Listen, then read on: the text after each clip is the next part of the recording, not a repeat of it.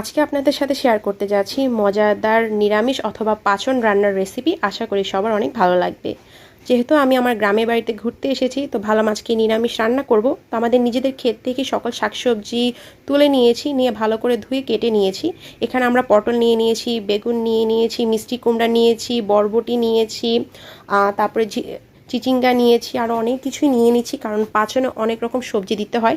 নিয়ে নিয়েছি কাঁচা কাঁঠাল, কাঁঠালের বিচি, তারপরে টমেটো, ধনে পাতা, তারপরে পুঁই শাক, পুঁই শাকের ডাঁটা, আলু, অনেক কিছুই কিন্তু আমরা এখানে নিয়ে নিয়েছি।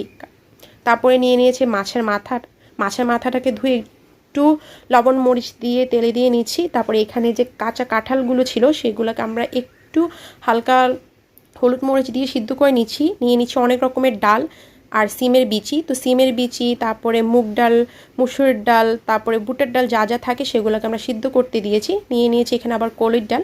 তো এগুলো সিদ্ধ করে নিয়েছি, দেখতে পাচ্ছেন। এগুলোকে ভালো করে কিন্তু সিদ্ধ করে নিতে হবে।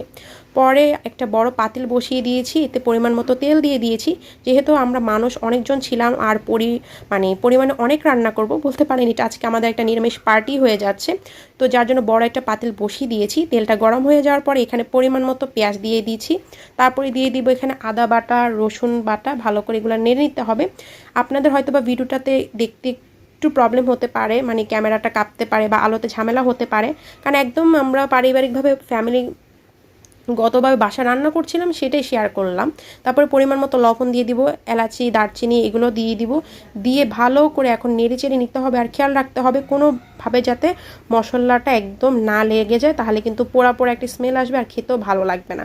তারপর এখানে পরিমাণ মতো এখন হলুদের গুঁড়া দিয়ে দিব। মানে এটা আপনাদের উপর নির্ভর করে, আপনারা যতগুলো সবজি নিয়েছেন সেই হিসাবে কিন্তু দিয়ে দিবেন। তারপরে এখন এখানে আমরা আবার দিয়ে দিব মরিচের গুঁড়া। যেহেতু আমরা একটু ঝাল বেশি খাই, তাই এখানে আমরা মরিচের গুঁড়াটা একটু বেশি দিব। আপনারা আপনাদের ইচ্ছে মতো কম বেশি দিবেন, যতটুকু আপনারা ঝাল খেতে পছন্দ করেন। তো দেওয়ার পরে এখানে আবার একটু ভালো করে নেড়ে চেড়ে নিতে হবে।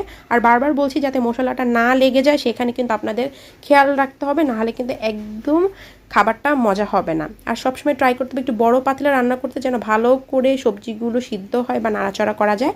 পরে এখানে একটু গরম পানি দিয়ে দিলাম, দিয়ে একটু নেড়ে চেড়ে নিব। দেন এখানে আমি আবার একটু জিরা গুঁড়া দিয়ে দিব। মানে এটা আমাদের একটা মিক্সড মশলা গুঁড়া, যেখানে জিরা গুঁড়া, তারপরে ধরে গুঁড়ো, অনেক রকম মশলা দিয়ে আমরা একটা গরম মশলা রেডি করি, সেটা দিলাম। দিয়ে এখন ভালো করে কিন্তু মশলাটা কষিয়ে নিতে হবে। কষানোর পর আমরা যে সিমের বিচি ডালগুলোকে সিদ্ধ করে রেখেছিলাম সেগুলো আবার এখানে দিয়ে দিব, সাথে মাছের মাথাগুলোও দিয়ে দিব। দিয়ে এটাকে আবার কিছুক্ষণ কষিয়ে নিতে হবে, কারণ মশলাটা যদি না কষানো হয় তাহলে কিন্তু আপনার টেস্ট ভালো আসবে না আর খেতেও কিন্তু ভালো লাগবে না। তো যখন এখানে কষানোটা হয়ে যাবে, তখন এক